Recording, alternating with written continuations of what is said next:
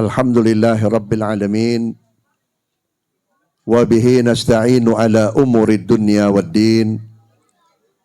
Wassalatu wassalamu ala sayyidil mursalin Sayyidina Muhammadin wa ala alihi wa sahbihi ajma'in.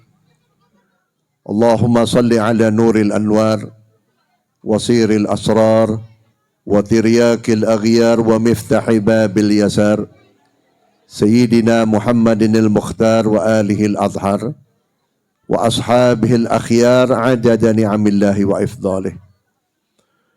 Al-mukarramun wal-muhtaramun, para alim ulama, para kiai, para sepuh dan para tokoh masyarakat, terkhusus kepada keluarga almarhum Bapak Haji Gos beserta keluarga besar dan anak cucunya, wabil khusus Bapak Asep, yang sama-sama kita hormati dan mudah-mudahan dimuliakan oleh Allah Subhanahu wa Ta'ala. Guru-guru kita yang datang dari Parung, Fadilatul Ustadz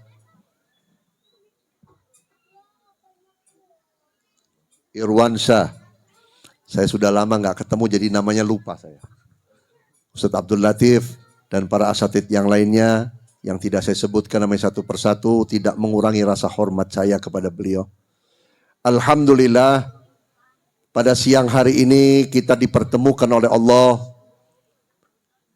dalam rangka memperingati maulid sekaligus mengenang 40 hari almarhum Bapak Gos, yang harapannya mudah-mudahan almarhum diterima iman Islamnya, diterima semua amal kebaikannya, dan anak cucunya menjadi anak cucu yang sabar, bisa mengikuti kebaikan daripada almarhum. Al-Imam Jalaluddin As-Suyuti rahimahumullah, beliau berkata, ma min baitin quri'a fihi maulidir rasul illa wa haffathumul malaikah wa mutawafuna bin nur. Apabila di satu rumah dibacakan riwayat hidup Nabi Muhammad SAW, maka yang hadir di rumah ini bukan sekedar manusia, tapi malaikat. Malaikat datang tidak sendiri, datangnya bersama junjungan kita Nabi besar Muhammad SAW. Makanya saya yakin almarhum didoakan oleh Nabi Muhammad, didoakan oleh para malaikat. Kenapa? Karena almarhum mengundang Nabi Muhammad, mengundang para malaikat lewat pembacaan maulid. Mudah-mudahan kita bisa mengikuti apa yang dilaksanakan oleh keluarga almarhum. Saudara-saudara hadirin yang saya hormati, Nabi Muhammad SAW pernah ditanya oleh sahabat, su'ilan Nabi SAW an khairin nas. Ya Rasulullah, saya mau bertanya, siapa orang yang paling baik? Yang paling baik di hadapan Allah. Dijawab oleh Nabi, atqahum lirrab wa ausilhum lirrahmi wa'murhum bil ma'ruf wanhanhum 'anil munkar. Siapa ya Rasulullah orang yang paling baik di hadapan Allah? Dijawab oleh Nabi Muhammad, orang yang paling bertakwa kepada Allah. Karena takwa ini modal yang paling utama di dalam kubur.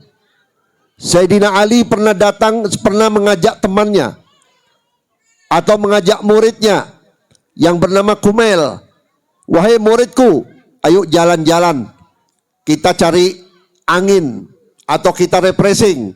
Tapi refreshingnya bukan di kebun raya, bukan di kebun binatang, tapi di depan makam. Lalu Sayyidina Ali berdiri, bertanya kepada ahli kubur, hai ahli kubur, apa yang menyebabkan engkau tenang di dalam kubur?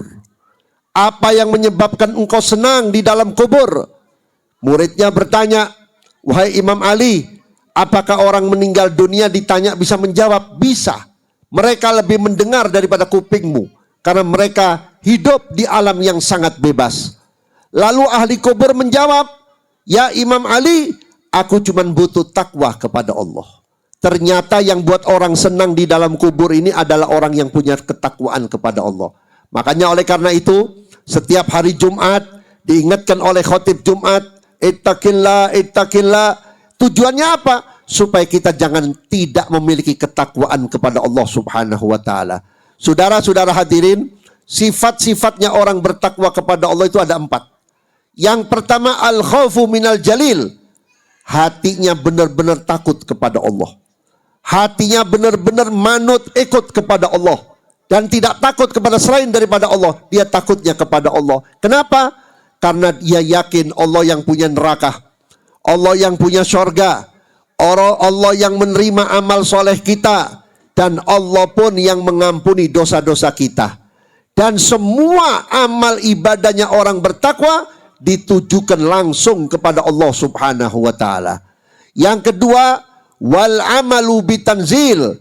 Selalu beramal sesuai dengan yang diturunkan oleh Allah dan Nabi Muhammad sallallahu alaihi wasallam. Kalau Al-Quran memerintahkan sesuatu, dia ikuti. Kalau hadis Nabi memerintahkan sesuatu, dia ikuti. Kenapa? Karena ini merupakan amalan daripada orang-orang yang bertakwa kepada Allah subhanahu wa ta'ala. Yang ketiga, waridho bil qalil. Orang yang bertakwa itu ridho kepada Allah atas pemberiannya walaupun sedikit. Dia tidak merasa serakah. Dia tidak merasa harus lebih. Tetapi kalau memang ini datangnya dari Allah, saya syukuri. Saya ucapkan terima kasih ya Allah. Itulah merupakan ciri-ciri orang yang bertakwa. Kemudian yang keempat ini yang wajib dan harus diperhatikan oleh kita. Wal amalu bitanzil. Yaitu wal isti'dadu liyaumir rahil. Yaitu mempersiapkan diri untuk di hari kemudian. Bapak-bapak, ibu-ibu, hidup kita bukan sampai di dunia saja. Sebentar lagi kita akan pulang ke satu alam, yaitu alamul barzah atau alam kuburan.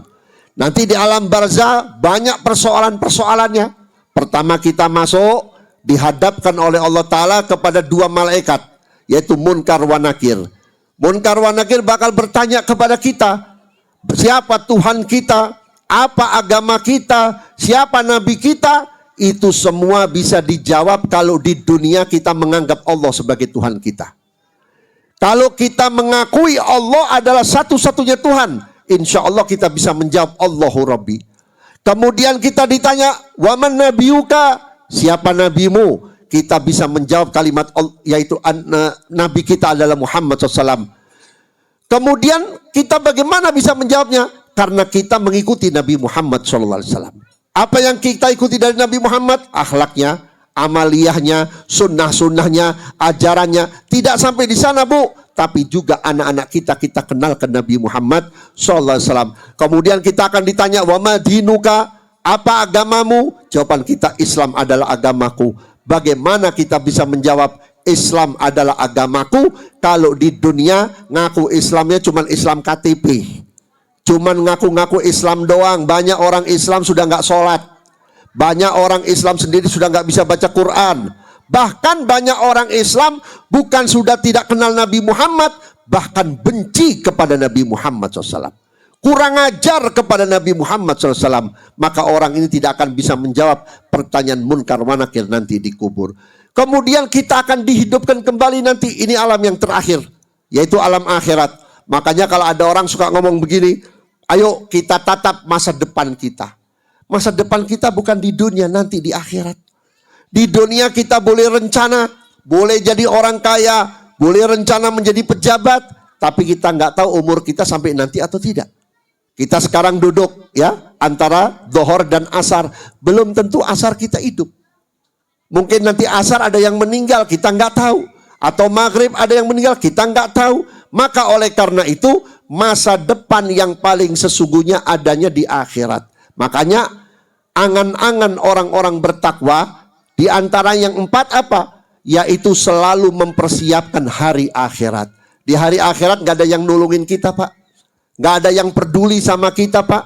Kita begitu dibangkitkan dari kubur, kita akan ketemu matahari. Matahari itu sudah nempel di kepala kita. Panasnya kayak apa? Suami yang katanya sayang sama istri sudah masing-masing. Istri yang sayang sama suami sudah masing-masing. Anak pun sudah tidak mau kenal orang tua.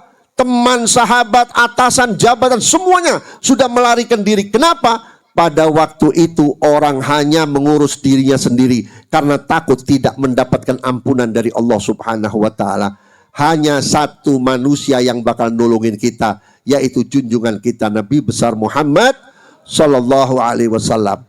Maka oleh karena itu, kalau kita nggak terima kasih kepada Rasulullah, kita tidak bangga menjadi umatnya Rasulullah, kita keterlaluan. Saking cintanya Rasulullah kepada kita, begitu keluar dari kuburnya, malaikat diarahkan oleh Allah untuk menjemput kedatangan Nabi Muhammad di Yaumil Mahsyar dengan pakaian yang sangat bagus, dengan wangi-wangian dari sorga. Lalu malaikat berkata, ya Rasulullah, ayo saya antarkan engkau masuk sorga yang Allah ciptakan khusus untuk engkau ya Rasulullah.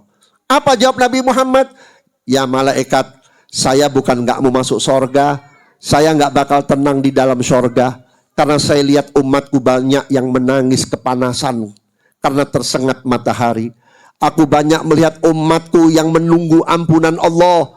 Aku melihat umatku dalam keadaan menginginkan ampunan dan rahmat Allah.